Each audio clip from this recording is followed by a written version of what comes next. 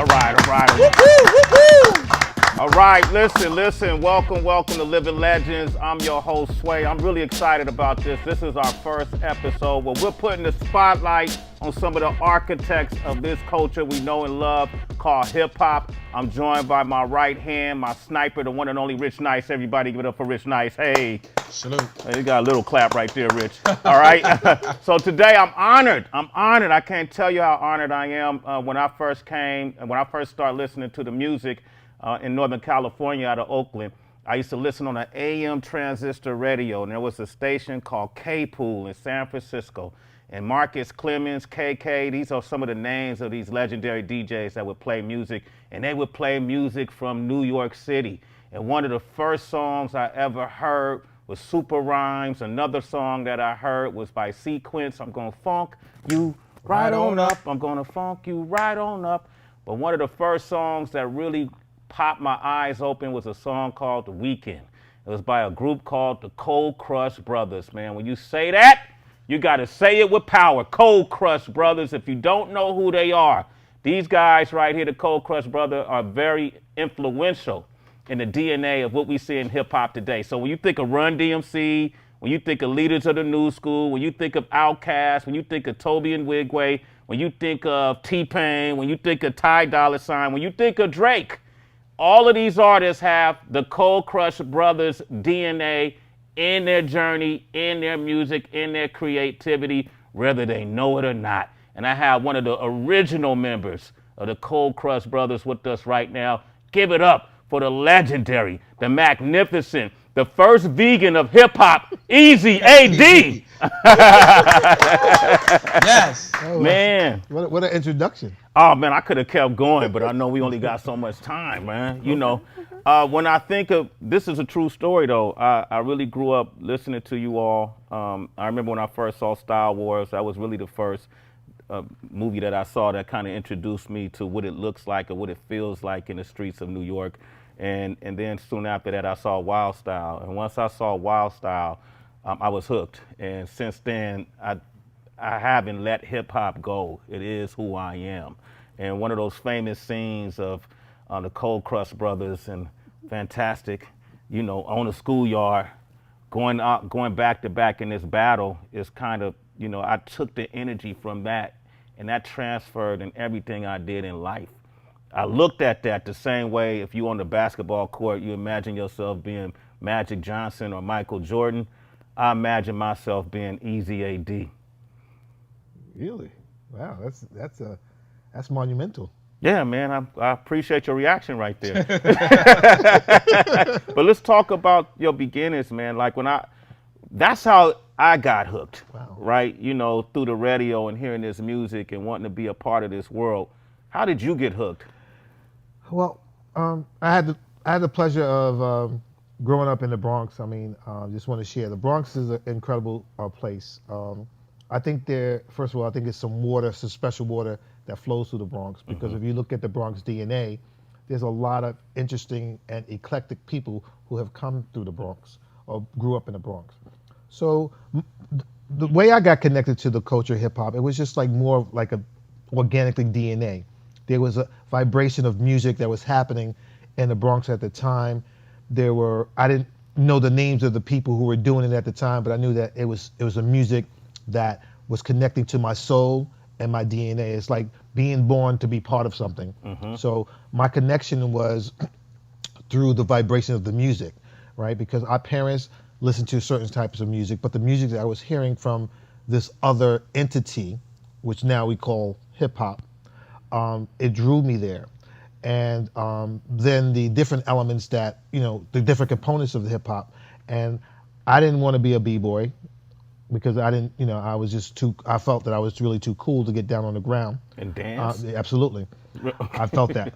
But I knew that, you know, I had a good oral thing. I could write rhymes, and, you know, so that's what I picked up. And so I just started writing basic rhymes. Really, I would say, they would say corny rhymes presently, but those rhymes seemed like that was the greatest things that ever created. That's right. And music was a big thing in our schools. We had Glee Club. I played trumpet. I played bongos, congos, And so that was just another part of my soul that was being put together like a puzzle. So that's how I got involved in That's hip how hop. you got involved in it, man. You remember any of those first rhymes you wrote? Absolutely. Let me hear it. Well, I mean, I wrote my first rhyme when I was like 9 years old, and so the different components that I added to it was because I like mathematics, and I like school. So I mean, I wrote it goes like this. It goes 5 plus 4 minus 7 equals 2. I don't smoke any chiba or carry bamboo. I don't drink no wine or sniff no cocaine because all it do, it messes up your brain. I just deal with life and society. My name is A.D. Harris, but they call me Easy. The E is for easy, which I am at times. The A is for authority, I have in my rhymes. And S is for school, because that's what I like. And Y is for the years I've been doing it right. So A.D., y'all. So what it be when I enter my house, I use my key. Come on, man. Bars. Wow. Bars Wow. at 9.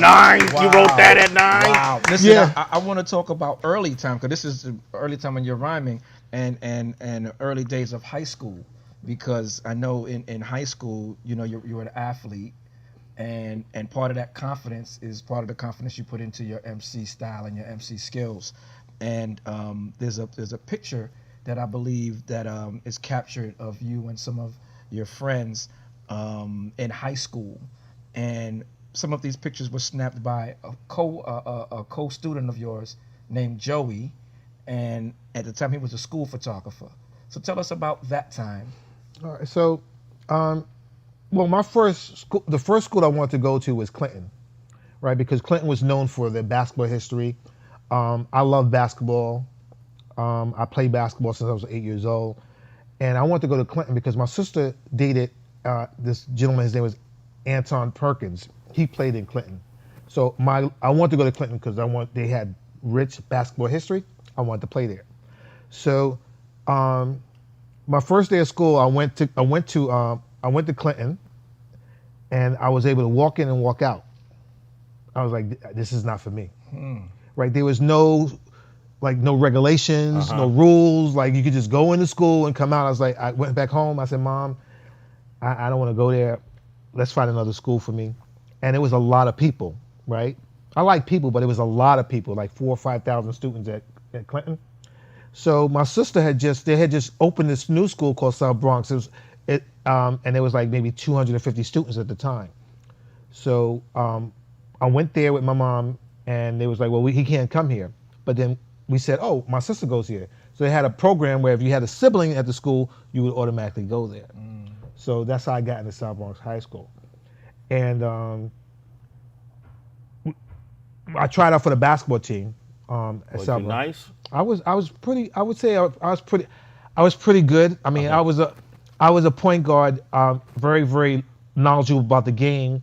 I love basketball, and I thought basketball. Like, I didn't just play basketball. I thought basketball, right? So I was a 10 and 10, 10 points, 10 assists. I ran the show. I directed everything. Like, you know, go over here, go over there. We had an incredible team. You was a point guard. Point guard, Okay. absolutely. So, you know, the point guard has that thing, right? Ego, meaning like ego to win, satisfy all the other players. And because I had so much extensive knowledge about basketball, and we had a coach that didn't, I really ran the show. Doing practice, set up the press call, you know, 1-3-1, rebel, swing right, swing left. And in our first year in competition, because they set up the B division, because we had a small school, and they had the A division for the larger schools. We won Your division? Yes, we did. So that was history. So that's another history that we did. Okay. And on our team, we had incredible players, and I just loved basketball. Like, in school, they always say the girls are faster than the guys. That's correct. Yeah. Because I remember, like, the young lady saying, well, are you going to come to my house? I said, come to your house and miss school? That's not going to happen. I come to your house, I miss school, I can't play basketball. So I was always a thinker. Like, I never was I wasn't not reactionary at what I did. I was always a thinker. So I love basketball so much, and music. Remember, like, so I'm They're working hand in hand. it's at hand in this hand, time. exactly. Okay. I'm like there, and you know, cold crush. We're moving in a realm where people are like start feeling our flow and our style, and so that's where I was. When you talk about basketball and the correlation between basketball and music, so today we'll see LeBron James, who's very invested in the culture and hip hop. You see people like Iman Shumpert or Dame Dollar, you know, who actually put out music. Even Shaquille O'Neal, you know, became huge, right? Absolutely. And so, but this didn't start then. This didn't start now. This started then. And so, what time period are we talking about? I said 79, 80 Okay. at that time. And I mean, basketball and music is just love. I mean, what more could you want to do in life? Play basketball and do music. I mean, everywhere you go, you're like a celebrity. You go come in the gym, right? The guys look at you and say, "Yo, that looks like Easy AD." Like, you play ball, I'll be like, "You'll see." But that was high school, right? That's correct. So, what was junior high like? Because were you a member? You weren't a member of Cold Crush. Oh no, not yet, not yet. No. I was a member. You know, I was a member with the Assalam Brothers. The Assalam Okay. brothers. Let's All talk right. about the Assalam brothers. Oh, you want to, okay, Assalam Brothers. So Assalam Brothers, it was myself, Donald D, who ended up being part of the Rhyme Syndicate out in L.A. with Ice-T. Yep.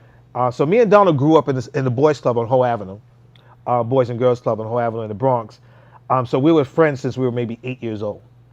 The Boys Club kind of like honed the way I look at life, the things, my values, the way that I see adults, how I function. So the Boys Club gave me like stability, meaning that I learned to swim at the Boys Club. I played basketball at the Boys Club. I got my first job at the Boys Club. So I spent a lot of my life went to school, elementary school, went to the after school program, then went to the Boys Club. So that's where we met DJ Rashid and DJ Stephanie. And so they said we forming a group, and me and Donald was like, we MCs. Said, well, you're down. So, and then we got this other guy named Frank Nitty. Well, I don't recall Frank even ever rhyming, but he was part of the MC crew. But me and Donald we did house parties and stuff like that. Donald lived in Lambert at the time, and I lived on Vice Avenue, 1471 Vice Avenue. What did y'all think was going to happen when y'all formed this group? Like, was the plan to just do house parties, or did you think you would make a career out of it? I don't think we ever, like, we didn't know that word, number one, career. We didn't know the word career. We just knew that you would be popular in your community, number one. The girls would like you a lot. Okay. It was just a vibration that you get, like you would get on, you can tell your story when you're MCing, like get up there, like you can boast and feel the flow. So when you come in a place, everybody's like, oh my God, so-and-so is here. But we felt that we could be the best, right? Because Rashid was like, I'm going to become better than Flash, Grandmaster Flash, who is my favorite DJ of all times. Okay. Over Herc? Well, Herc was a different type of DJ. Right, so Herc was more of a DJ that played the songs, right? He played music, Okay. and they played them all out. Flash was just like he was like so electric. Meaning, I'm a little kid. I'm watching this person orchestrate like instruments, music, going back and forth. I mean, I was just in awe of his skill. So I was an MC. But my first love was a DJ. It felt like everybody at that time didn't do just one thing. That's true. You know what I mean? It was discovery. I think at that time a lot of you wanted to rap because you enjoyed it. You wanted to DJ because it fascinated you. You would dance because you could meet a girl. But it was the trifecta. You did them all. You might even wrote on a wall because you just was with some people who wrote on walls. And so it was so undefined. You wanted to figure out what you really liked and what you enjoyed the most. So with you playing a lot of basketball and then eventually going from the Assalam Brothers, how did you transfer from the Assalam Brothers to Cold Crush? All right, so we were scheduled to play, it was October 5th. I think 1987, 88, whatever, 87 or 88. We were scheduled to play at the Sparkle. And the Sparkle burned down. What was that, a club out Yeah, there? it was a club right on Jerome Avenue. 78. 78. It burned down. Yeah. So we were Assalam Brothers was scheduled to play at the Sparkle, and it burnt down. Then in December, so we just kept. That was like a big space to play at. Sparkle was like a real big place to play at. And so then in December, Christmas Eve, we booked the Dixie Club and for us to play.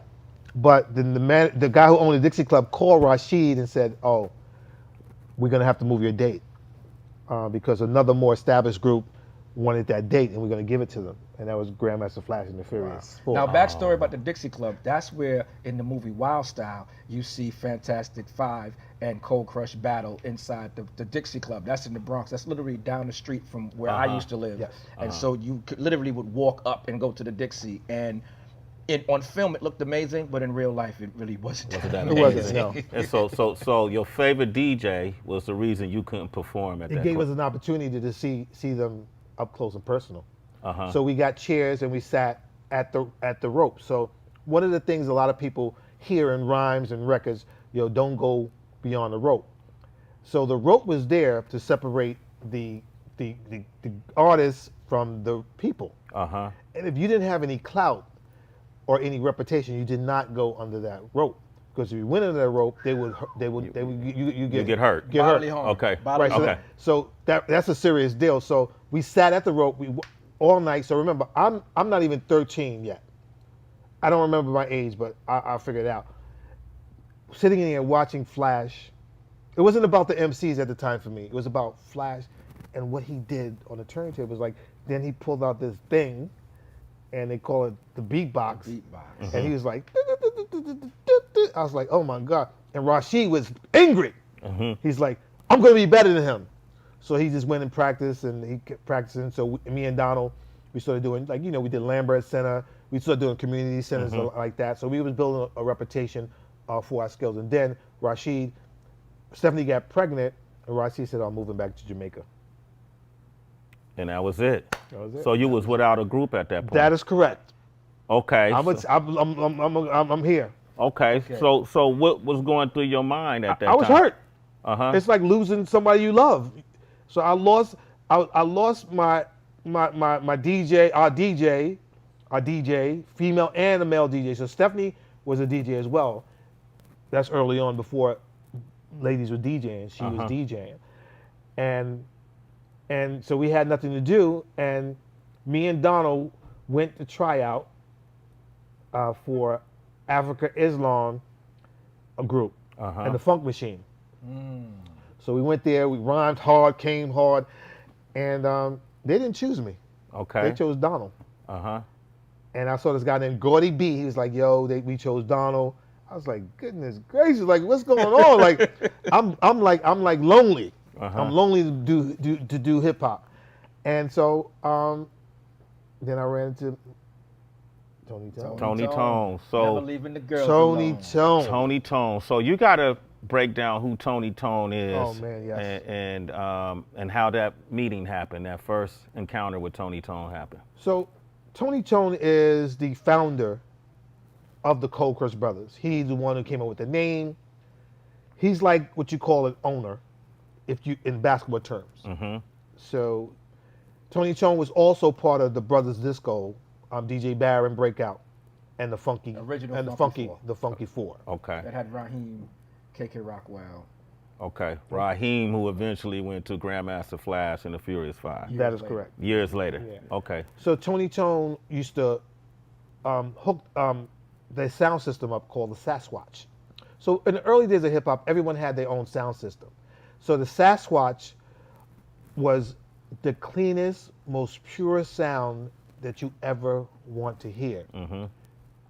It was so dope. Like it was like the Sasquatch. Like it was big.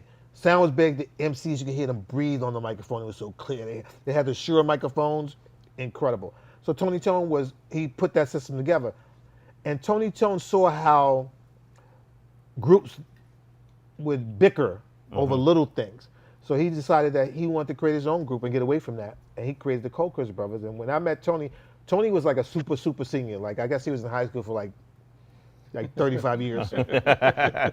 So he used to come. Tony used to be in the cafeteria with his head down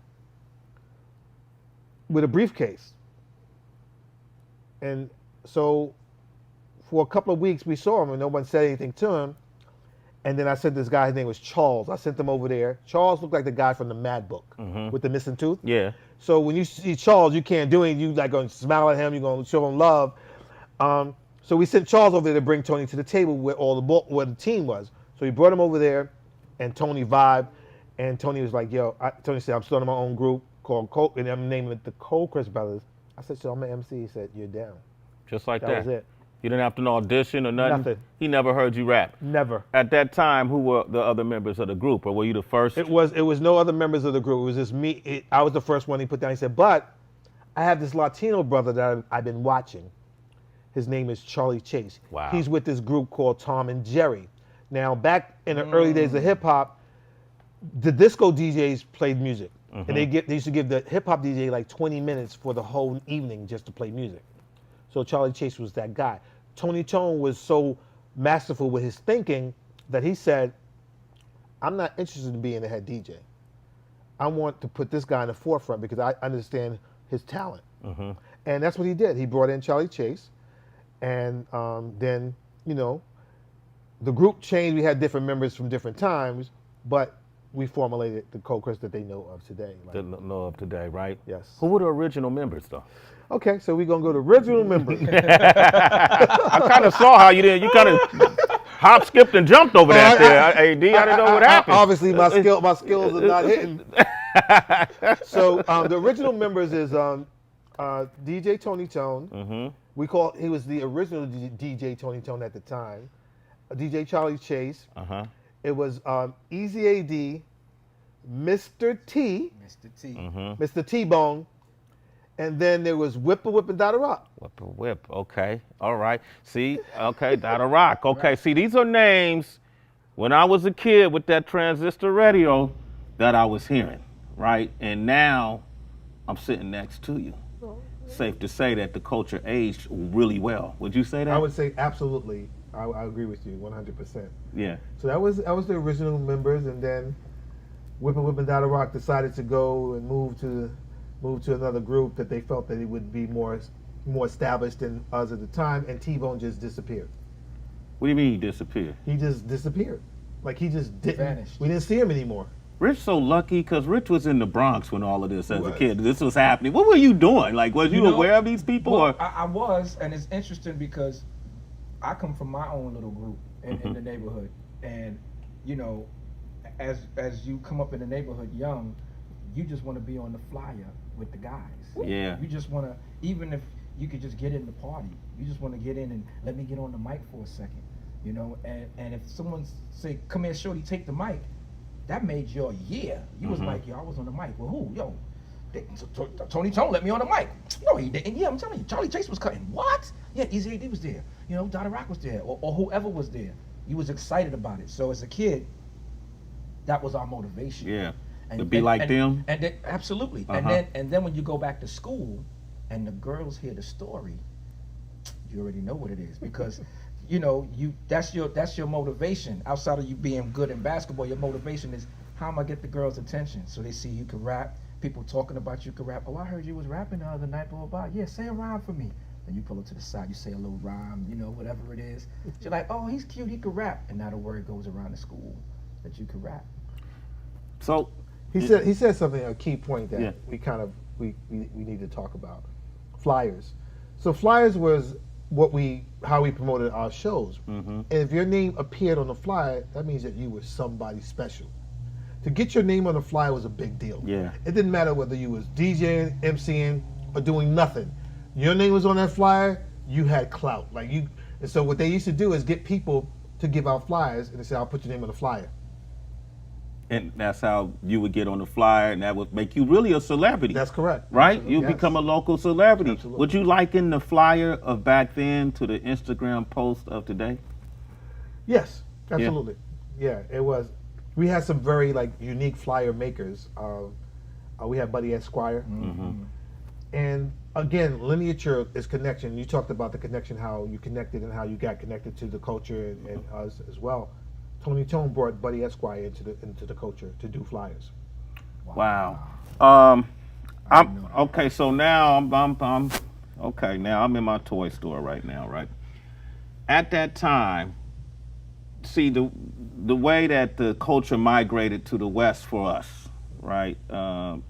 you did have people who were doing things early on in the late 70s and the 80s in LA, but I was in the Bay, all right?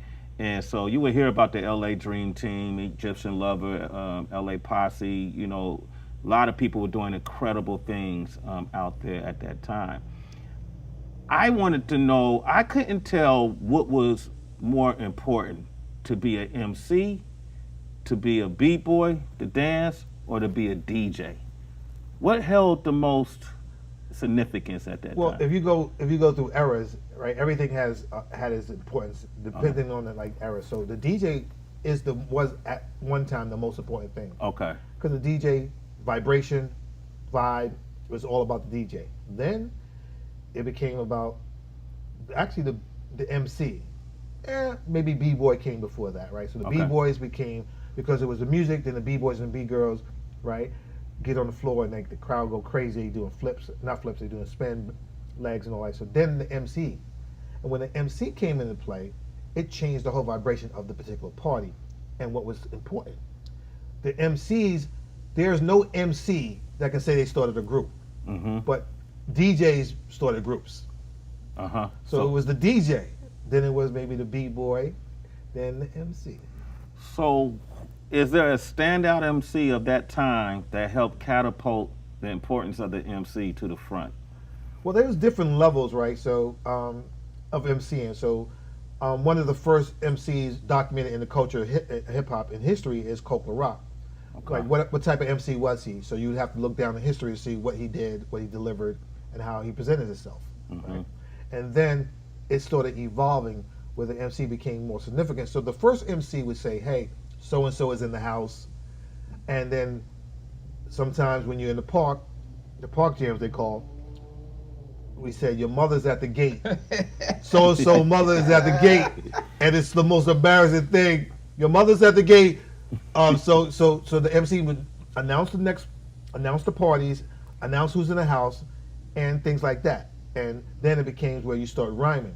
So, and that took it to a whole nother level. And then you had so there was MCs like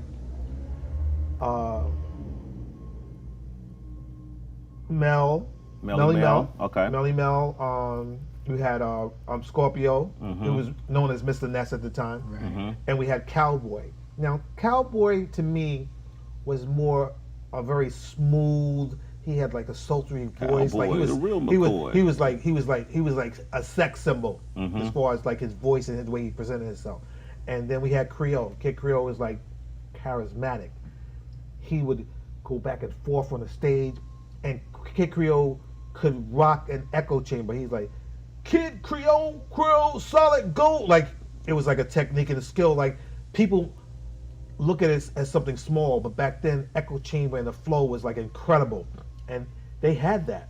So that was the group. Like those three guys, and I mean 4 guys, was it, man. They set the standard at the time, and they used to play everywhere. Also, they had a gypsy MC. I would call him a gypsy because a gypsy goes from group to group. Okay. They had Busy B. Chief Rocker? Yeah, he was a gypsy. So he would be at this group, he'd be with that group, he'd be with that group, he'd be with that group, he'd be with that group, and then you had Master Rob, Kevy Kev. Master Rob had that voice, that deep voice, and like it was just incredible. And Kevy Kev was like one of the most incredible showmen at the time, where Kevy Kev was like one of the first MCs to do things that a lot of people were doing, like in the 80s, where Kev would wear American flag around his neck. Okay. He would wear like the racing motorcycle helmet. Yeah. Yeah. So Kev was like an inspiration. Like he set some stuff in fire. Kev was a sex symbol? Absolutely. Yeah. Was he like the first?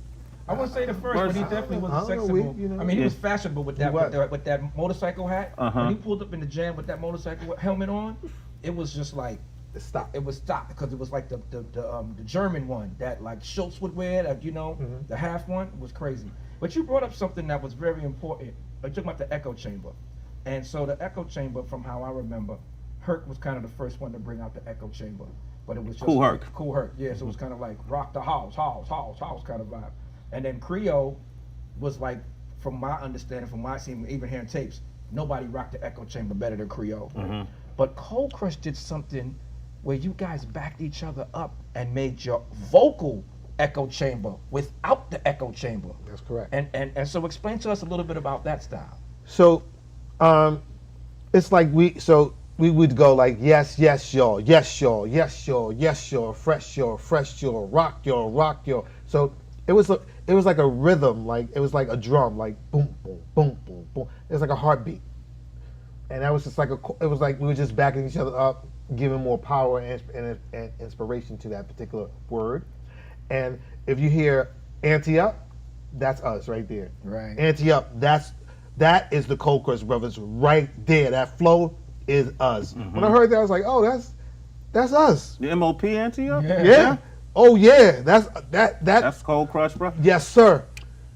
How many groups that you've heard yourself in? Like MOP?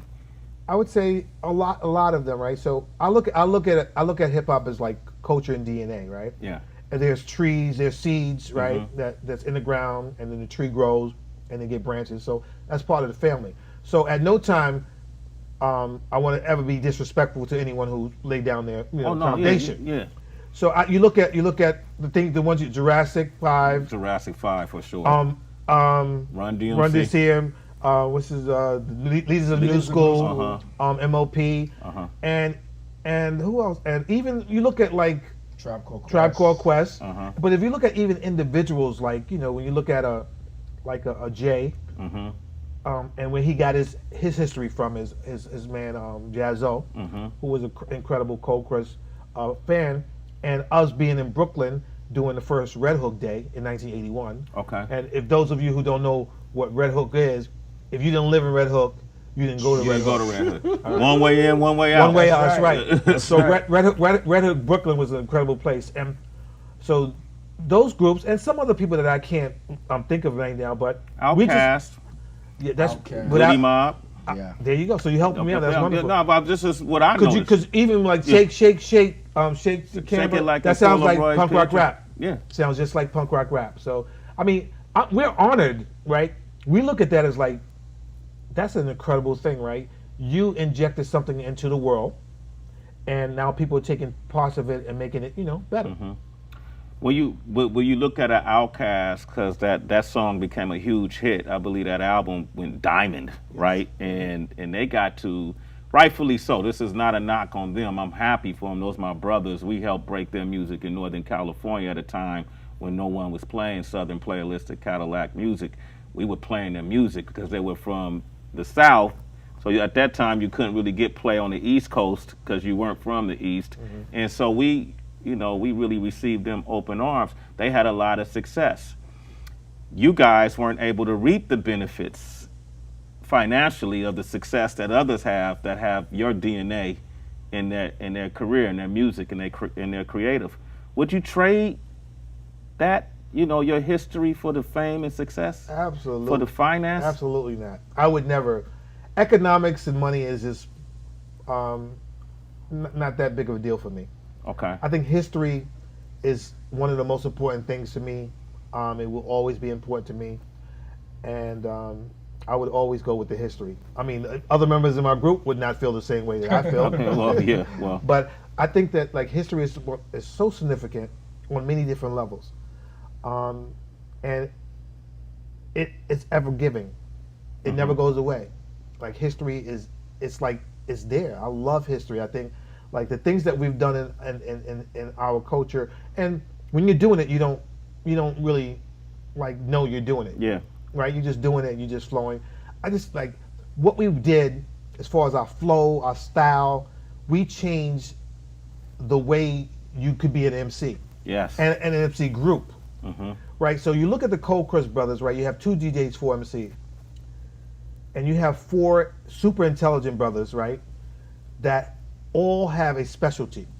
And when you put that together, it's like neutrons and electrons and atoms. You bring it together, and it's an explosion beyond like anything that you can conceive. So we look at it that way. So one of the things that we did and what we did as far as our group is concerned, we didn't want to be popcorn. Yeah. We didn't want to be corny.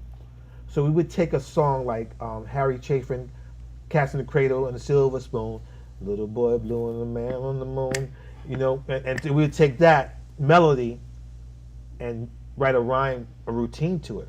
Now, in our lifetime, we had of course one of the most prolific MCs on the planet. I mean, he was born to MC, Grandmaster Caz. That's what he is. What So, up, family? right, sitting in the room, and we just like we all giving out whatever our pieces and stuff like that, and he masterfully putting it together. And we came out with Other MCs Can't Deal With Us, and we used Rocket in the Pocket. That like blew people's mind. Like it blew they was like what like it was like they was having a mental orgasm when they heard that, like what's that? So that changed how you could be an MC. Like you couldn't just take something off television and write a rhyme to it. Like no disrespect, no, I'm not gonna. I take that back. To give you a better understanding, like the Force MDs. Okay. They were the Force MCs. Like they did like. We are Force MDs. Now, we just thought that was really corny. It was like Simple? It was too simple, right? Okay. It was too simple. And that was it. So we would create something like Gigantor. Oh. The Cold Crush, the Cold Crush, the Cold Crush. Everybody, The cold crush. 4 MCs. The cold crush. That would rock it to your knees. The cold. Come on, man. So that's what we take and we was like power. Like it was like you building a power to explode. And every time we would rehearse, we were sitting in the room. It was like being in like a think tank. Well, I can only imagine that. But you have to be proud of, like, impact is important. You may not get the royalties, but you made the impact. How proud of you of, like we're in 2022 for it, and we're having a conversation about the Cold Crush Brothers and all these different artists that have been impacted by what you guys brought to the game. How important is that to you? I mean, it's number one is super honorable, right? And it humbles you understanding that your plight in the world is not over. Meaning like you have so much more to give. That was one section of your life. You gave that information. You gave information that changed the vibration of the entire world, not just your borough, not your city, but the entire world. And it's just good. It's good to know that. I mean, what else could you ask for? I mean, people live every day and they don't contribute anything to the world. And we living and still living, and we still contributing things in the world. And that's just one section, which is a major section. And I'm just honored. I'm honored, and we're honored, I'm sure, to be part of that. You know, it's funny because you guys have always been ahead of your time, and I'm gonna tell this story, and I know you might not want me to tell this story, but I growing up, I lived in a neighborhood in the South Bronx, and you guys were, as far as we were concerned, megastars, and you hadn't recorded a record as of yet, but you guys still had business. You had your own parties that you did. You even had posters. And there was a girl that you used to date that lived on my block that had a poster of you. And this girl would walk around with this poster and brag and go, "You know who my man is?" And she would pull out the poster and open it up. And I'll go, "Easy AD? Yeah, that's you." And she's like, "Yeah." And then she would roll up the poster and then take it back upstairs in our house. And I'm like, how does this guy have a poster? It was poster pimping you. Yo, it was crazy. I'm like, how does he have a poster? And it was like, they had posters. So it's like, what even made you think to even print posters at this stage? I would tell you, like, one of the things that I love history. So I wanted to make sure, number one, we had a photographer that would come to all of our shows and take pictures, because I wanted to make sure I had pictures of my history. This is me being selfish. Now, Elvis Moreno, who is the original tape master, so they may call it mixtape now, but he's the original tape master. He sold our tapes. So we didn't talk about the tapes yet. Oh, we gotta get to that. Right? But we had this guy named Larry. We knew Larry, and Larry used to say, "I'm gonna take a picture and I'm gonna blow it up into posters." Because we wanted to, every time we had a show, we wanted to give out 50 photographs and 50 posters. So our audience knew they can recognize us visually, because some people couldn't come to our shows, they could only hear it on tape.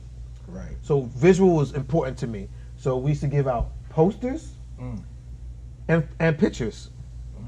And so because I was considered a very handsome young man at You still are, man. Well, Come you know on, what I mean? Well, give let that- me just I set mean, the you know record what I straight. mean? He was the sex symbol of the group. Okay. I'm gonna just call a spade a spade. You was the sex symbol of the group. But you even wanted your hair as long as mine. He had long braids. The girls wanted. They were screaming, "AD!" It was like It was fantastic. It was crazy. You said it was crazy. It was It was fantastic. crazy. It It was was fantastic. crazy. I mean, I didn't want to go there. Because, I mean, I had to because we wanted to. I'm at the party. We trying to open for y'all, and I'm watching the girls. I'm like, we gonna open for them. Like, y'all gonna open for them? Like, yeah, I mean, it was incredible. So I mean, You were Drake. Back then. honestly, I would tell you this, man. It was incredible. Like the energy that you get, like to be able to have that power, right, at such a young age, right? Yeah, that's And you power. can just kiss. You can kiss. I mean, I remember we played somewhere, and this girl ran up and said I kissed her. She just fell out. I'm She like, passed dude, out when you Passed out, kissed her? dude. Like passed out. Now this is before records. She passed out, This man. is Come real, on, bro. man. This is- AD, come on. this is No, before, no. This is Come real. on. This, You got no, pictures? No, Where was the photographer? no, the photographer wasn't there. But the interesting thing that everybody can back the story because she fell out, oh, boom, hit the floor, and then so the crowd started moving because her man was there, Uh-huh. and as he approached the stage, our security team said, "Dude, don't take another step. You don't want to do that." So what they did is, at the end of the show, they took me into the room like I'm the president of the United States. Two guys outside. They took everybody upstairs and got them in the limousine and everything. Then they came and got me and threw me in the car, and then we drove off the thing. I mean, that was so incredible. I was like, "What? Like, is this what it's all about?" And then one time we played in a roller skating ring in Brooklyn. We walked in. I just felt that I had to be very professional, right? It was important for me to not talk to the audience before we perform. So I used to always go in straight to the dressing room. So we come in, we have maybe 4 or 5 security people with us, and they're not really, they call them security, it was family that protected us. And we didn't use the word security, it was family. So we walk in, and then the girls turn around, they go, "Oh, it's him!" So they just run. They come and they start pulling my hair, they grabbing my jacket, pulling my private parts, and I'm just standing there, and everything hurts. And I'm like, "Can you let my hair go? You don't have to do this." Like, I didn't know that it could be pain as well. Yeah. And so, I mean, I use that to my advantage.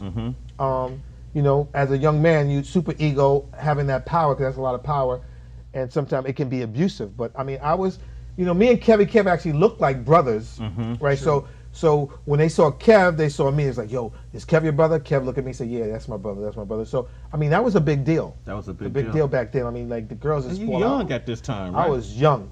I wasn't even 18 yet. Oh, it's yeah. it's interesting. But Yeah. but quickly, let's talk about some of these Cold Crush tapes. Oh yeah. And Tape Master, because I joke about this, but in New York City, at that time, if you didn't have a fight over a Cold Crush tape, you really wasn't into hip hop, because you had a fight over this tape, because somebody would either take your tape, pop your tape, sneak thief your tape, or something with your Cold Crush tape, and it would always be a problem. Like, it would be like, "Yo, where's my tape at? Where's my oh, I dubbed it and then my sister popped it by accident." Fight popped off every time. And the only place you can get the tapes if you wasn't at the jam was from Tape Master, who had a spot over on Tremont, up on the side of the hill. And it wasn't really a nice neighborhood to go get In the flea tapes. market. And it was tough over there, And so you would go and tell your friends come with you, and y'all would all go. You only buying one tape, but all of y'all going together. It might be 6 people to go buy one tape. So, again, history is important to me. Elvis Moreno, who's the original tape master, was my friend in 4th grade. How I met him, he walked to the classroom and he was chunky, so the students started like teasing him. I was like, "Leave him alone, stop." That was just it, and we were friends from that point on. But the interesting thing about the tapes is the tapes went from the Bronx to Brooklyn, Queens, Staten Island, and then out of Borough. Then it went out of the country because people were sending their tapes our tapes to their family that was in the army, Germany, Japan. So we had like tapes all over the world. This is before records. This So- was before the internet. That's correct. Okay. Right? Right. And so, yeah, and people was like, oh my God. So our brand was big all over the planet just because of the tape master. And those tapes were like $20 in 1980, 81. They were $20. That's a lot of That's money. a lot of money in 80, 81. That's right? why I said it's 6 people. But I want to go back to the tapes because I like to kind of make the correlation so folks will understand when we talk about how the culture aged really well and it adjusts, right? You adjust with the times. It's almost like evolution, it evolves. So what we know now as the internet, really, that's what the tape was for us. That's how the information got worldwide and people could listen to the same thing simultaneously in Japan and France that they're hearing in New York and Cali. So that was important. Did you expect, well, how much of the $20 fee did y'all get? Nothing. So, It wasn't about, again, it wasn't about money. okay. Right? So because he was my friend, right? I used to be at his house all the time. So, I had a different relationship with him than the other members. It wasn't about the money. It was just like you was part of the family. That was your thing. You did your thing. But how many tapes might he sell? He sold a lot because I've been with him. I've been with him where we go to like 42nd Street and he have 20 tapes and they already purchased. We walk in, sit down, people just come in, and no, we didn't look at economics that way. It wasn't about money. It wasn't. That's crazy to me. But That's about the tapes though, Yeah, the tapes. we had him plug in directly to the system. That's why our tapes were so clear. So one of the things that was different between our tapes and other people's tapes, that they tapes had static on it. You hear a lot of Oh, okay. Because people would take the radio and go to the jam and put the radio in front of the speaker and press record. Right. And that's how they got the tape. So you would hear, no distortion. our tapes was clear. You can make 20 copies of it. It's clear. And that was important to me. Like, I don't know why, but it was important to me at the time. And there was a car called OJ, right? And OJ, it was a cab company, OJ. You can put OJ on hold for just $40 for the entire day. They take you everywhere. So when you get into OJ, whoever was hot, they had your tape in there. Now the only tapes that I ever, Rich, you may know, the only tapes I ever heard in the OJ car was Flash and the Furious, or the Furious and Cold Crush. I've never heard, I'm not saying that it didn't happen, but I never heard any other group's tapes in the OJ. Now, he explained to you, you could be playing ball, full court, you know how you play outside in the summer, your radio's down here, you got a Cold Crush tape in there, you go down and take a shot, you come back, your tape is gone. Nobody knows where it is. It's gone. Wow. It was like gold. Yeah. Let's go. It was. No, the tape thing was like, you would see friendships break up over tapes. Yep. You would see people get jumped over a tape. Yep. Like literally fist fights over a tape. Yep. And you're like, yo, where's my tape at?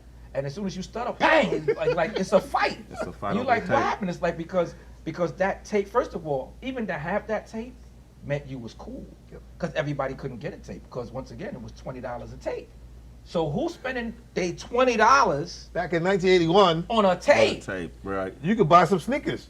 Not For a record. $20? Yeah, you get broadcast for like $18. That's right. He said Procast. Procast. I ain't mad at that. How did y'all record? Like nowadays, with I've done tapes, me and my partner King Tech, and we would just aggregate music from different people and mix it and that sort of thing. How did y'all record your tapes? Were y'all with him? He came to all of our shows. Okay. So he would plug into the system. Uh-huh. He would buy the tape. So when the show started, he'd press record and play, record the whole show, and then make duplicates of it. So he was with us every time. And I mean, it's like I'm sitting here and I'm sharing this information. It's incredible. Like, I don't take time to think about this Yeah. stuff. It's like you're bringing a whole other world out of me. That is incredible, man. It's like we did all that. Y'all did all of that, man. And then now let's see since we talking about the tapes, because as you talking, I'm thinking about when I first heard the famous battle. Oh, battle. It was on You the ain't- tape. You talking about the battle? The battle. You talking about the battle? Harlem World. Okay. July 3rd. 1981. Oh, man, we gonna talk my about the- birthday. Is It's it? the 3rd of July. It is? Oh, okay. Well, Man, stop playing. wow, that's incredible. Yeah. The, you know, so listen. The battle was the battle for hip hop supremacy. Uh-huh. They were groups making records, so they moved on. They were doing a lot of touring. The texture of being an MC changed. Okay. So we There had we go. we had a flow. Mhm. The Fantastic Five have a flow, and they actually thought they were better than us, Mm-hmm. right? So let me give you a little idea of who we are. We never wanted to be better than any other group. We always wanted to be better than ourselves. So we never battled a group, really. We always battled ourselves. So Fantastic Five felt they were better than us. We knew who we were. Ray Chandler, who managed Grandmaster Flash and the Furious Five, he put that together. So it was Winner Takes All, $1,000. That was in 1981, so that would be equivalent to maybe $20,000 now. Mm-hmm. It was a big deal. We rehearsed a lot, Like for how long before the battle? maybe like 3-4 months, Wow. How many days a week? Did, maybe 5-6 days a week. did anybody ever miss a rehearsal? Absolutely. Absolutely. I tell you, Sway, I'm a man. I love to rehearse because I think that when you practice and you rehearse, you perfect your craft, Yeah. right? And also, I call it muscle memory. It's easy to remember stuff when you rehearse it. We had rehearsal. I mean, I was at rehearsal a lot of times by myself because when I make a commitment to something, Yeah. I'm there 150%. I mean, we eventually got it all together, but I was there a lot of times by myself. But when we did rehearse, it was just like incredible. It was undescribable. It was like having your best dinner Uh-huh. every time. That's what I would describe rehearsal that way. So, I'm sorry, but I'm just Yeah. because I'm thinking they're rehearsing 4 months before this battle. Now, you know, to have to think about this, which you know is going to be the biggest milestone in your career to date, for 4 months. Like, how did you deal with the anxiety? We didn't have any anxiety. I would say this: we knew what we was capable of. Okay. They didn't. Okay. Right? We knew our style, our flow, the way that we put things together was like no other. We knew like what we were gonna do. We knew like we're gonna put this routine here. It was just for us. It was about getting Charlie Chase accoladed to the right, how to throw in the right song and this and that. So that's what it was. And then one time we were rehearsing and Kevin, Rob, and them came outside the window. Oh, really? Word Kind of up. like a boxer coming to the gym, Exactly. trying to harass Talking you. about, yo, we gonna take y'all, we gonna rock y'all, y'all ain't all this, y'all ain't all that, And we just was like, yo, get out of here, man, Kaz and JDL was like, engaged. I'm not an arguer. But did it come to fists? No, we never. We had too much respect for each other. Okay. To want to fight. It was about your lyrical and your performance skills. Mhm. It wasn't about who could fight. That's what it was not about. It was about your lyrical skills, how you perform. Let the crowd be the judge. Now, speaking of the crowd, let's talk about the location of the battle because you guys are from the Bronx and the battle was not in the Bronx. So let's talk about the location. Okay. How did the location get chosen? Well, because Harlem World Entertainment Complex is on 116th Street and Lenox Avenue. And Ray Chandler, who was a great promoter, they had access to different places. And they felt that would be the place to house this battle because our brand was growing really big. And I guess he figured like that would be the place that can hold it. Also, it was like a great place to have it because the number 2 and 3 train runs on 116th Street. So whether you're in the Bronx, whether you're in Brooklyn, you can get there safely. And it was amazing how every time we had a show at Harlem World, it was 10,000 people there. 9,999 was from Brooklyn. Now, did you guys ever feel that maybe it was unfair because some of the members of Fantastic Five had lineage of Harlem? And because you guys traveled to everywhere. You never really battled in the Bronx. You battled in Harlem. You battled the Foursome Seas in New Jersey. Oh no, we did. Well, let me just clarify that. Sir. Okay. There was no battle with the Force MDs. That was a promotional party put on the flyer so we can draw people there. We got on. We was playing with. We had 4 shows that night. Damn, 4 in one night? Yes, 4 in one night. Wow. And so we got there first because that was the most, we got there, we performed, we left. Then later on, we heard the tape. And they said it was a battle. They said it was a battle. It was no battle because if we battled them, they probably wouldn't be. Well, they would be singing like they're doing now. I understand. I understand. A real battle where we had an opportunity to show our skills.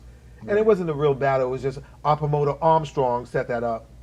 Oh, right. Armstrong, I understand. Right. Just for historical purposes, Armstrong would probably be the beginning of what you call the shady promoter. Well, he Armstrong, you gonna give him that title? That's maybe. He might be shady to you, but he was never shady. I mean, he with could us. be shady with y'all because Right. But I'm just from what the history stories of people say, they've done gigs and it didn't pan out the way they thought it was going to pan out. No disrespect to Mr. Armstrong, So Harlem World was on 116th Street, right across from the Sabad Center, Mox number 7. Yep. Incredible location. It could hold maybe 5,000-6,000 people. It had 3 floors. Incredible stage. It was the perfect place to be there. And on the flyer, it was us battling the Fantastic Five with Grand Wizard Theodore, because there was a DJ. What's up, Grand Wizard Theodore? And then they had Flash was the main DJ for that particular evening. And we put together, we went and we got suits. They were tan and white, gangster suits. Y'all had the guns too, right? We call them lyrical machine guns. We put together a show called Gangster Chronicles. And you don't hear it on the tape, but at the beginning of the show, we had smoke. We had a dummy come out. We had Fantastic Five written on it, and we shot him up and threw him on and stomped him on the stage. Oh, I never heard that. Right, didn't hear that. That's right. I've never really. Right, that's correct. Shot him up, stomped him out, and threw him, and then we went into our show. Yo, that's hilarious. So, who else was there in the crowd? Like, what other artists? Oh, I don't honestly, I would say, Sway, I have no idea.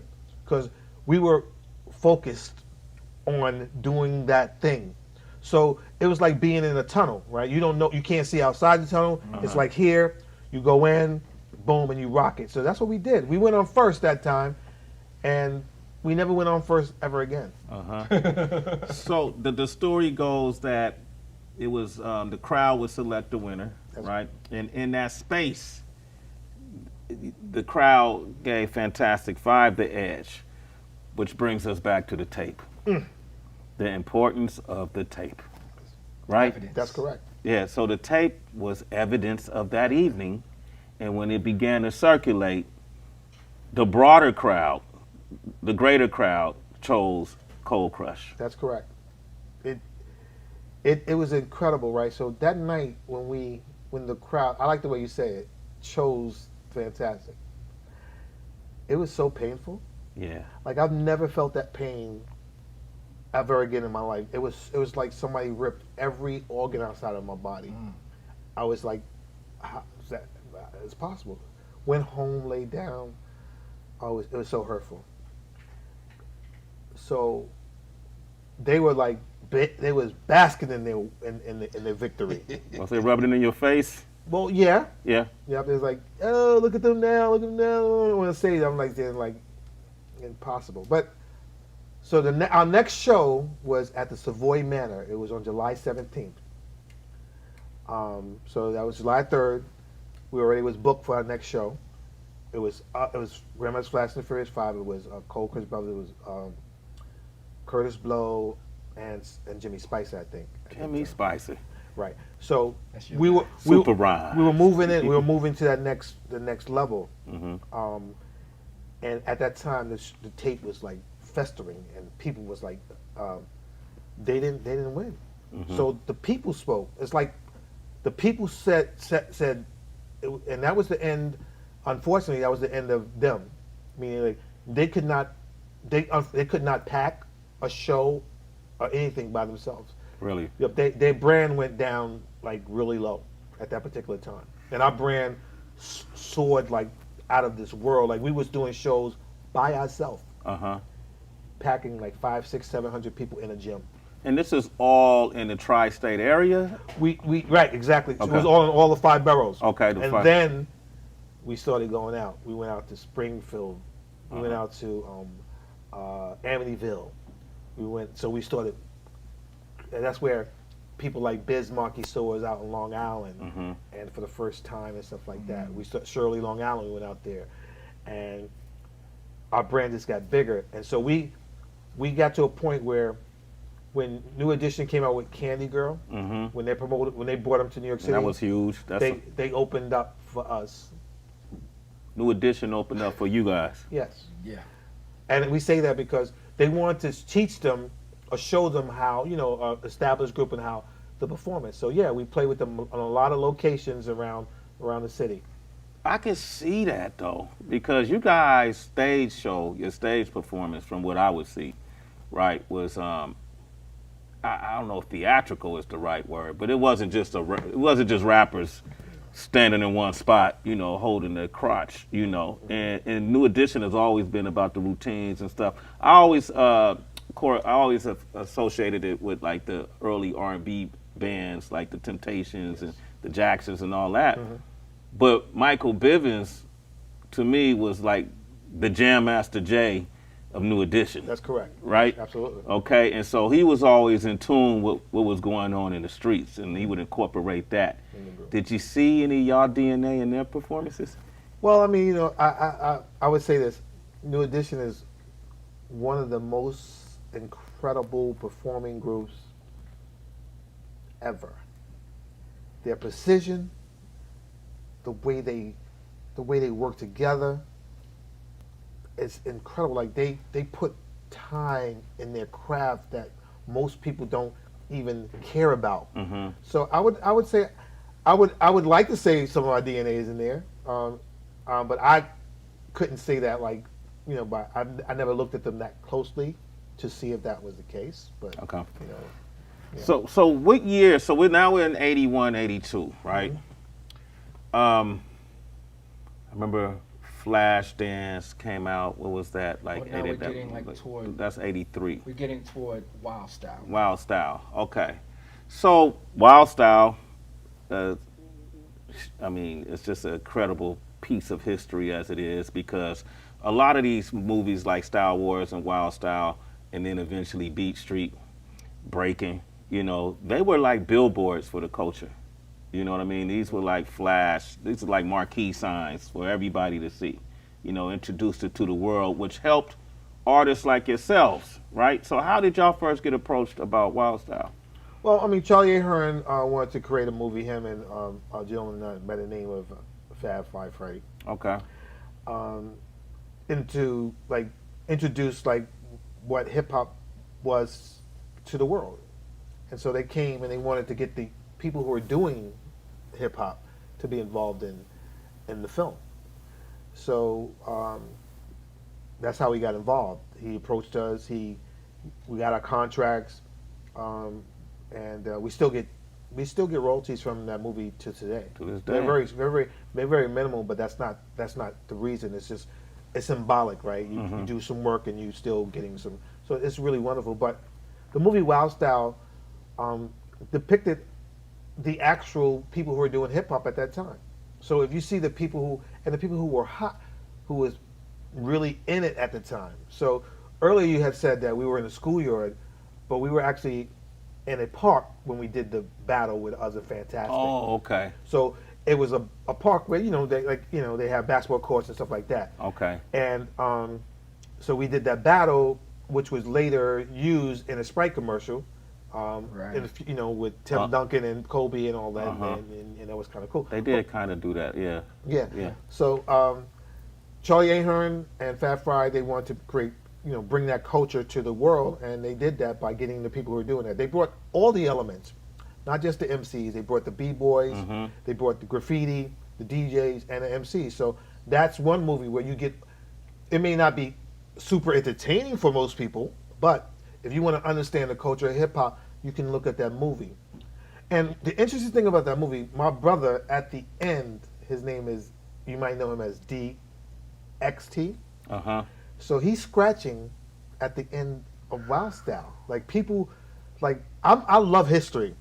He's scratching, so people may think it may be another DJ, but that's DXT scratching at That's the DXT? End, at the end of Wild Style, transforming on the turntable, which is incredible.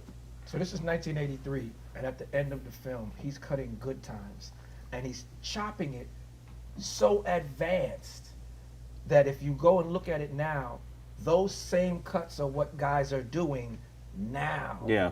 And it was so crazy because people were saying, who is that DJing?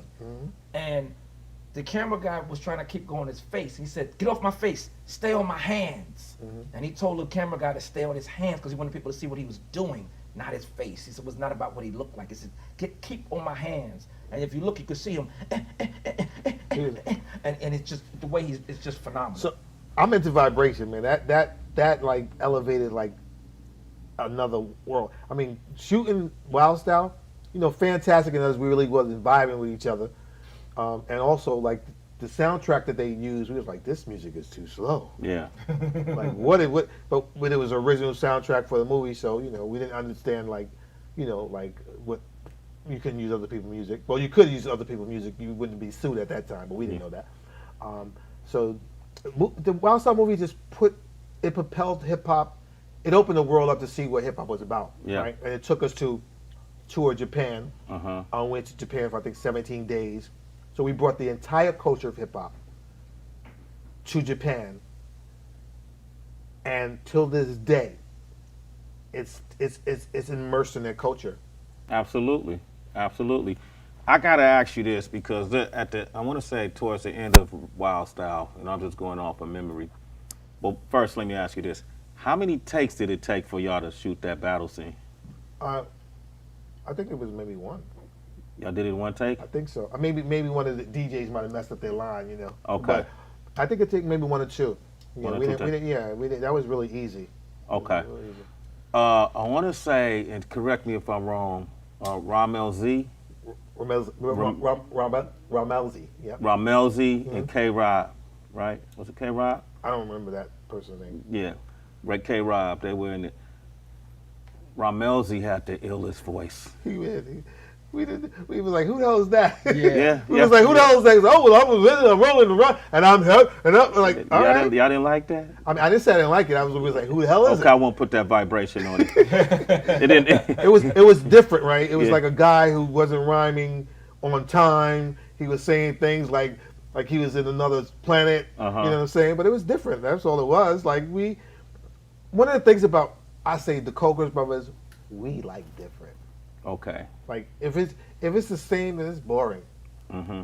Like everybody's talking about on the microphone, yo, what's up, and I'm feeling like this, and then I'm doing. We like, no, we're gonna bring a little melody in there, slice it up. Green mean go and red mean stop. Right. Okay. Well, I like the difference. So let's talk about punk rock rap because that was different, and Ooh. that's kind of coming in the same lineage right after Wild Style. And what promoted or prompted that? Rock. So Almighty KG, we call him the tune creator. We had just finished a show in Yonkers, and we was on the hill just vibing outside. It was warm, and KG kept saying, "Yo, we should do a record called punk rap, punk rap." He was like, "KG, that sounds dope," but I was fighting for Fresh Wild Flying Bow at that time. And remember, I'm the lonely voice in the room, and it seemed like I was the lonely voice on many different things. And it was like, no, so we decided to do punk rock rap. Now, the reason why we did punk rock rap because it connected the downtown scene, the punk rock, with hip hop, which at the time we felt both cultures was rebellious. Right. Mm-hmm. So that's what it was, and we just wanted to introduce that to the hip hop world. Now, the punk rock rap song, just for historical purposes, was licensed by Epic Records, and it was all through the UK, and it was very popular in Europe. Did you guys ever go over to perform any of the stuff in Europe with the popularity? Absolutely not. Why not? Because a lot of I'm gonna make sure I'm sitting right for this one. Okay. in a group, you have members who made some difficult to wrong choices, and they were not able to leave the country. Legally. Right. Okay, I like how you put that. Then you looked at me to finish it. I saw what you did right there. You wanted me to finish it. Okay, so y'all couldn't leave. You couldn't leave the country. So Collect together. Yeah. Did that hurt y'all as a group? I think it hurt us as a group from economics why, but not from a historical standpoint. Meaning because we're like a myth to a lot of people all over the world. Like if you don't know the Cold Crush, people say you don't know hip hop. A lot of groups are out there. They won a lot of awards, a lot of accolades. But even in their evolution, people say to them, if you don't know hip hop, you don't know the Cold Crush Brothers. So even when Hova dropped, I'm overcharging for what they did to the Cold Crush, everybody went into frenzy. Like, oh my God, you mentioned your name on the record. Did you get paid? I said, and I said this to them. I said, do people get paid when people mention the name on records? Yeah, that's a good ass point. Shoot, I'll be rich. Right, exactly. That was a stunt joking. I'm joking. So it was interesting in that, and like the one who they considered like at the top of the pinnacle at the time decided to add you and what did they do? Right, they took pieces of us and they never came back to give us any economic like money. Yeah. Right, economics in that respect. I'm gonna just be clear. I want to make sure I say this properly. Hip hop is one of the genre of music that the younger generation and the older generation don't mesh. Yeah. Right. So in rock and roll, you have guys who laid the foundation for rock and roll, and the guys who do rock come back and make sure that the older gentlemen or older artists get also involved economically, paid from what they're doing. And hip hop artists don't do that because we have a culturally disconnect between the elders, which a lot of elders are very bitter. Let's be realistic. I mean, I'm sure you ran into them. Yeah. Right. I have nothing to be bitter about personally. I look at the younger artists in hip hop as like family, right? It's like you have a baby, you give them the information, and then they go out there and live their life. You can't control them. You can't control what they do. You don't have to like what they do, but you should understand what they do. So that's what. And they don't owe you nothing. They don't owe you anything. Right. Not at all. They don't owe me anything. Not at all. So let's move up. So what happened to Cold Crush? When did Cold Crush disband? Well, I don't ever think that we disband. I would say yes. Before we go to disband, I want to get to one more record before we go to disband. Before we go to that evolution, because this song is a very important song before we get there. Fresh, Wild, Fly, and Bold. Now this song, first of all, this song is on 3 different labels. Yes. This song is on Tough City, Profile, and Smoking Records. And it's 3 different years. So please talk to us about that. Well, let's talk about the record business. Okay. Right. So there's a very unfortunate scenario in our lives as being brown people on this planet, where you don't have access to lawyers and things like that, right? So that happened to us. So Aaron Fuchs, who was sent to us by Africa Bambaataa, and we signed with him. He put out Fresh, Wild, Flying Bold. It was on Profile. It came out. It sold 16,000 units in 1 week. That was a big deal. So Corey, is that Corey Robert? Corey Robert. Corey and Aaron couldn't get it together. So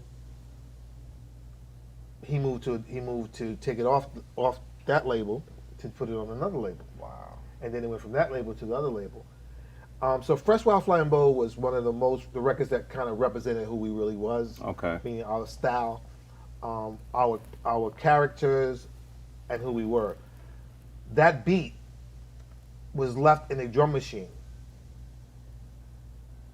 before we put it out. Wow. And then Russell Simmons used that beat on Cold Rock. Cold rock It's the stuff. same beat. Wow. And What did he use it for? Cold rock stuff. Cold Rock Okay. stuff. Where he's It's just talking. It's like, this the cold rock stuff. Yeah. It's Fresh Rock Flying Boat. It's the same beat. It's interesting thing that I want to share with y'all about Russell Simmons is that he approached us on many different occasions, and one of the things he approached us on, he wanted to sign us, but he wanted us to change our names to the Cold Crush Crew with KKK. And we was like, you're a little bit insane with that, sir. So we're not going to do that. Okay. The Cold Crush Crew with KKK. Right, Cold. Instead of the C, put Oh, K. KKK. KKK. Yeah, Cold Crush Crew. Like Ku Klux Klan. Yeah, K. Okay. Yeah. So we've used that. Okay. And when we talk about, we want to go back to the blueprint. Yeah. So, Run DMC were told to study our music, our tape, our show, because Russell told them you have to be better than them. Wow. So when you see Run in them and they bravado, the only thing that we didn't get in our quest is we didn't have the right production behind us, and we didn't have the machine. Because if we had the right production and machine, then our trajectory would have been different economically. And I'm very happy that it didn't happen. I mean, other members won't agree with me, but I'm happy that it didn't. Why not? I mean, why are you happy? Because I don't think, like, I don't live my life based on money. Okay. Right, money is something that we need for survival, but it's not always about money. I think that you lose yourself, your soul, and your aspirations when you start chasing money. And I think that, and I feel that we're embedded in the culture because we didn't get those things. Like, we are cemented in the culture. It doesn't matter who you are. It doesn't matter what you do. It doesn't matter what age you are. You hear the name Cold Crush Brothers and you act like you don't know it, something's wrong with you. It doesn't matter. Be like, yo, you don't know Cold Crush? Yo, you don't know. Like, people get offended. Not me. If you don't know Cold Crush, they're like, oh, you don't know Cold. You ain't no hip hop head. You don't know Cold Crush. Like, you know. That was the standard. That was the barometer, right? Right. L.A. Oh, we're gonna go to L.A. I love L.A. We came to L.A. I think 82, 83. Played in this club called the Radio. At the Radio, we ran into his brother. His name was Ice-T. Ice-T was like, yo, I'm gonna be a rapper. Yo, I'm gonna be a rapper. Boom, boom, boom, boom, boom. Yo, I'm a pimp. He said, yo, let me show you my car and all that stuff. So he took us outside, showed his car. So one member in my group said, you don't want to be in a group. You want to be a solo artist. So that's why Ice-T is a solo artist. To this day. But what did he, so I'm curious about your LA experience. Like, what was that? Woo! With the Egyptian Lover, all these guys were out, Battle Cat, the LA Dream Team, LA Posse, all these people. We were rolling with the Booyah Tribe. The Booyah Tribe. So we rolled to LA. The Booyah was with us everywhere we went. It was like family. We didn't understand how super respected they were in the community. Right. It was a lovely thing. Like, those brothers were like family. They was with us. We didn't feel none of those things that other people felt. Like, Cold Crush, we got love because we gave love. We never felt that we were better than our audience. We were part of the audience. If it was 5 people there, we're going to give you the best show you ever seen. It's 2 people, the best show you ever seen. So we always felt we was part of that, part of the audience. We played at the Lingerie at that place. We played at some other places that I don't remember the name of it, but LA was cool. We was out there for 14 days. We got some tapes and some things from different people.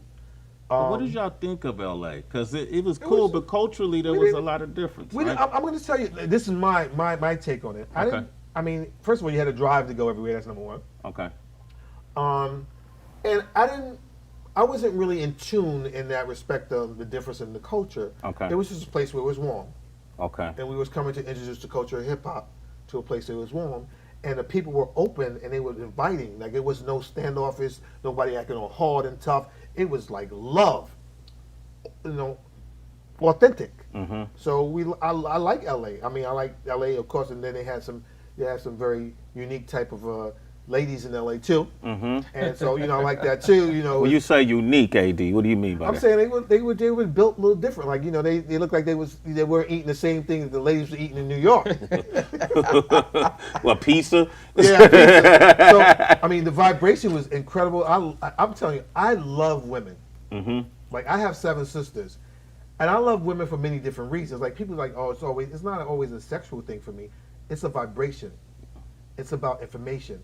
I roll in with 7 girls. Rick can tell you, I got 7 ladies with me rolling, and everybody is hot because the vibration they bring, they open doors, they make people bow down, like they recognize you in another way. Like I roll with the ladies, like dude, we were thinking about I'm moving a little different. No, yeah. We were thinking about battling. Like I had talked to Kev and Rob and them. I was like, let's do verses. Cold Crest versus Fantastic. Let's do verses, dude. And they didn't vibe with that. But the idea I had to do verses, I was going to have like Wakanda, the Wakanda women, walk us out to the stage and Cold Crush, like cold crush. They was gonna walk around and like with the ball head. That would have been it. The show would have been over. And because I think that I've come from a woman, and I understand like the vibration of a woman. So I love women in many different capacities. So I'm always going to be a ladies' man because that's just how it works for me. I like it. Easy AD. I'm still a little swimming in LA because, and I love your perspective, because being from California, I just remember how it was for Californians when it came to relating to East Coast or New York artists or even in the business. But when we came, it was none of. It wasn't that. Right. It wasn't that divide. No, it the whole wasn't. East Coast, Right. West Coast thing was non-existent, right? Exactly. So when that arose, what did you think? I thought it was. I thought and I felt that it was very sad that our culture and our people were being divided based on where you live. We all the same. Honestly, we all the same. If you look in our DNA, most of our families from the South. Some of our family went to the West, went to Chicago, went to New York.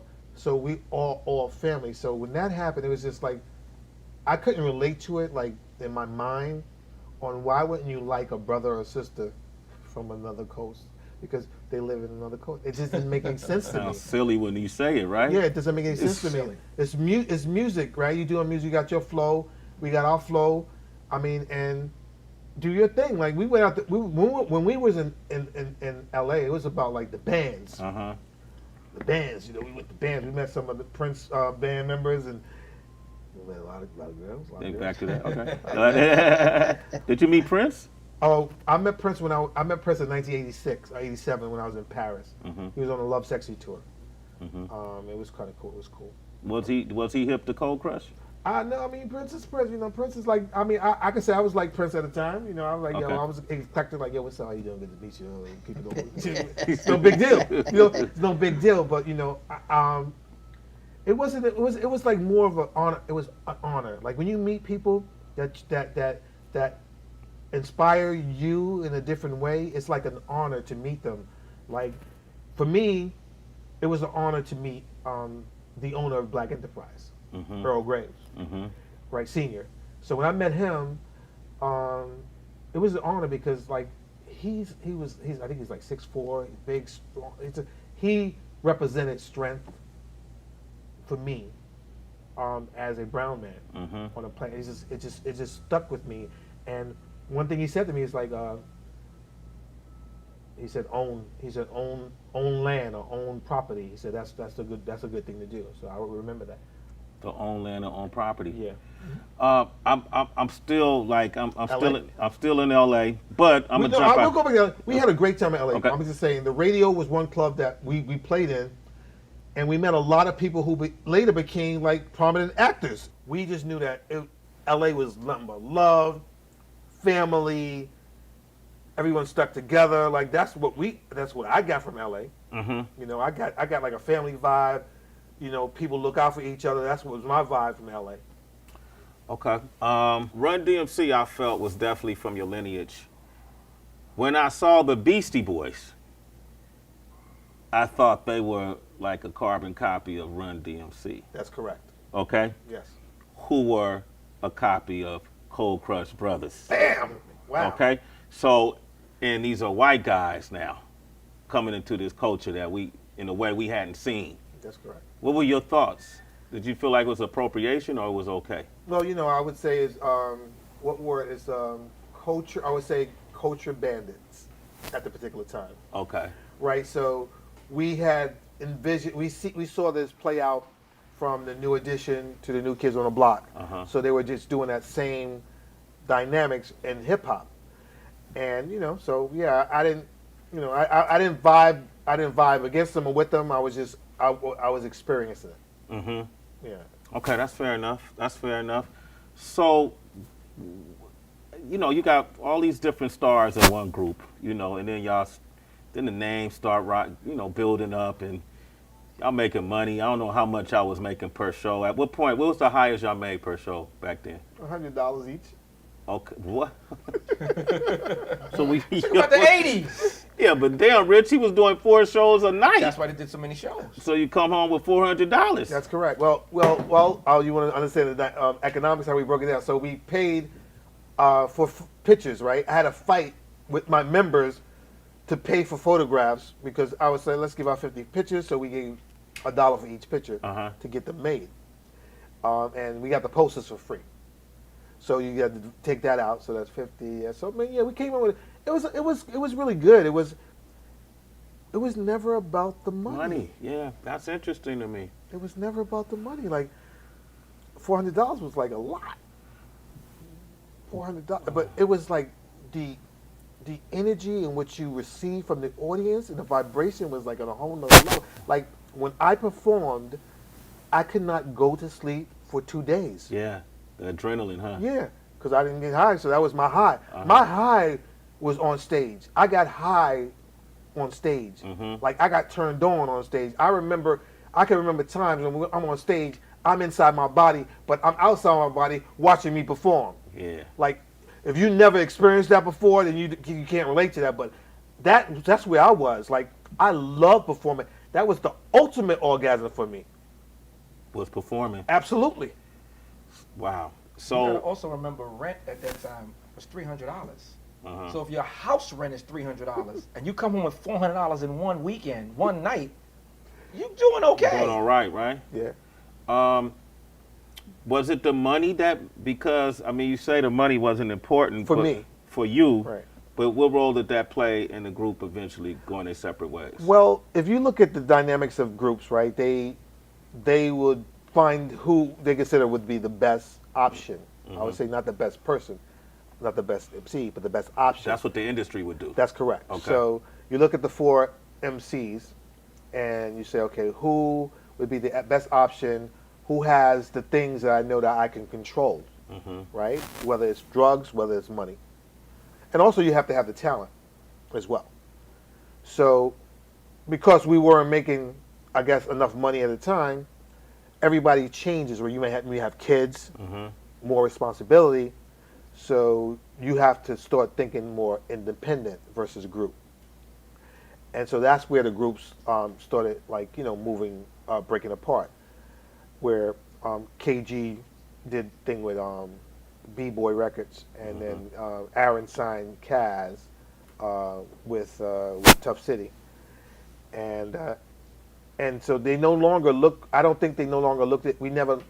Well, again, we didn't look at each other as valuable, right? I could say I never entered that world as not valuable. I value everyone. And I always thought that there was always ways that we could, do that. And JDL also did a record by himself, right?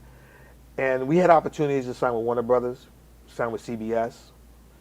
But Tony was like the leader of the group. So sometimes those decisions was made in a vacuum just by him. And so money became major because then drugs became, people became addicted to drugs, right? So now they need the money to take drugs. And I didn't understand why you would want to give up something that was so valuable for something that was meaningless. Yeah. I don't understand, how, today if they say, all right, AD, we're gonna do this. I was like, cool, let's do it. I'm 100% in. What do you have to lose weight. You have to do this. You have to do that. And we do that, and let's make it happen. We can do it. So today, you would be willing to get back together with the Cold Crush members? Well, we're never apart. Okay. Right? We just have individual projects that we do. Okay. So we're still together, but we haven't had an opportunity to be together and get enough economics to keep us together. Man, AD, this has been a magnificent conversation for me. You know, I don't know about Rich. You know, he seemed to have, you guys grew up together. You know, Rich was right there. For me, thank you now. But I think for anybody that's witnessing this conversation, you are such an integral, important pillar of what it is we do in this culture. And I want to personally thank you for being an inspiration to me. Sitting down, every time I've seen you over the years since I came to New York, you know, I would be like, wow, this is easy AD. Rich would tell you. He'll tell you, like, I can't believe that I'm, you know, colleagues with this man, you know. And so the other thing I appreciate about you is your way of thinking, I think, has been very progressive since day one. And what you stand on is the kind of balance, the yang that's needed in this game even today. You know, you were a vegan before it was popular. How long you been a vegan? For a couple of decades now. Yeah. I think I started my quest in 80, 85, 86 when I used to just drink woodroot. Yeah. Woodroot tonic. Mm-hmm. And when I think I was 12 or 13 and I stopped eating like chicken and pig feed because I woke up one morning and I told my mother I'm not going to eat that anymore. And she was like, okay, cool. Mm-hmm. So it was a progression, you know. Then I ate shrimp, and then I gave up shrimp and moving. So I'm a pescatarian because I've been in and out of veganism. I've been in and out, right? So I eat wild salmon, Yeah. right? So that's about it. Uh-huh. So like that's the missing element maybe in the culture, you know, is our health. It's becoming prominent now because we're losing so many of us at such a tender young age, and a lot of it has to do with that wear and tear of the early years of being an artist. We all been artists. We've all toured. We've all partied, you know, and now it's paying dividends in the end. So I think your path is a path that has to be recognized and introduced, as well as the creative that we contribute to this culture. I was really happy when I heard you talking about the initiative, the Hill Project movement that you do, right? Can you talk about that a little bit? Absolutely. So Hip Hop Hills is a program that's geared to grades 3, 4, 5, and 6. It's a calorie literacy program, but we do it in a very unique way. It's like edutainment. It's like a concert, but we educate young people on making healthy choices, learning how to read menu boards, what are calories, and what are go foods, slow foods, and woe foods. And I've been actually doing that since 2007. And I think that I'm an adult male. I do adult things. But inside of me, every day, I'm 10 years old. Yeah. I have to act like an adult because people may think I'm a little crazy. They'll be like, yeah, grown man, no. But I'm telling you, I'm an adult on the outside, but I'm not on the inner side. I am 10 years old every single day. And so when I'm seeing myself, and when I see myself talking, it doesn't feel like that's me. Wow, that's interesting. Because you sounding too adult. Yeah, for the person is for the kid inside. Right, but the Hills program, we have done over maybe 300,000 students in my career in that. You know, I think the initiative is just important to give young people a starting point in their life, because if you're not introduced to something, then you never know, right? And I just want to make sure when I'm going into the schools and I'm standing in front of 500 students, I look the part, I live it, and I am what I am. Yes. You know, I don't want to go in there like I don't want to be their grandfather. I want them to question, how old are you? When I tell them my age, they go, no, you're not, and they will argue with me and tell me I'm not that age, and it feels really good. Yeah. You know, it feels good. I'm very honored, number one, to be here with you and Rich. You know. Thank you. And thank you, because in my life, in my quest, in I would say perfection, in my mind, because there's no perfection. You know, I'm a Virgo, whatever that means to most people. And a lot of us think before we talk. Like, I think a lot. I think about everything. I thought about what I wanted to say when I was here. That's why I would have preferred questions, but I'm glad I didn't get them. But just being around people who that really care about our culture, just beyond the individual, is very special to me. And so I'm glad to be here. And hope that it's not my last time. Hope we can come again and talk about some more stuff. Absolutely. Bring some things. I mean, hip hop is like something like, I don't understand. How don't you love hip hop? Yeah. And I'm not talking about rap. I'm talking about hip hop. Right. When you hear hip hop, that shit turns me on. That's like a beautiful woman talking. You say, hip hop. Oh my God! Like, come here. Like, that's what I feel when I'm immersed in the culture of hip hop. It's amazing feeling. I don't know. Like, that's why I work with young people, and I do hip hop health education, because it helps me balance my life, because I need that. I need that thing that's in my DNA. And DNA is an incredible thing. Incredible thing. Easy AD. Yes. I appreciate you, brother. I appreciate you. I bet you never thought you would impact the earth like this, huh? Not at all.